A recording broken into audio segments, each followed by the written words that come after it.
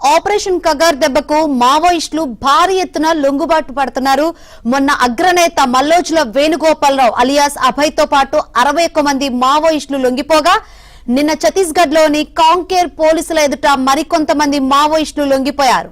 అలాగే కేంద్ర కమిటీ సభ్యుడు దండకారణ్య స్పెషల్ జోనల్ కమిటీ ముఖ్య నాయకుడు తక్కెళ్లపల్లి వాసుదేవరావు అలియాస్ ఆసన కూడా జనజీవన శ్రవంతిలోకి వచ్చారు. ఆసన వెంట దండకారణ్య కమిటీలో ముఖ్య నాయకులుగా వ్యవహరించిన రాజమల్లు రనిత కూడా ఉన్నారు. వీరంతా ఛత్తీస్గఢ్ ముఖ్యమంత్రి విష్ణుదేవ్ సమక్షంలో తుపాకులు వీడారు. మావోయిస్టు పార్టీకి మాడ్ ఏరియా చాలా కీలకమైన ప్రాంతం. అక్కడి నుంచే మావోయిస్టులు పార్టీని నడిపించేవారు. ప్రస్తుతం ఆ ప్రాంతంలోని మావోయిస్టులంతా పూర్తిగా లొంగిపోయినట్లు తెలుస్తోంది. ఇప్పటికే అబుజ్మడ్ ప్రాంతం ఖాళీ కాగా తాజాగా మాడ్ ప్రాంతము ఖాళీ అయినట్లు అవుతోంది. ఒకప్పుడు 16 రాష్ట్రాల్లోని 336 జిల్లాలకు విస్తరించిన మావోయిస్టుల ప్రభావం ప్రస్తుతం 3 జిల్లాలకే పరిమితమైంది.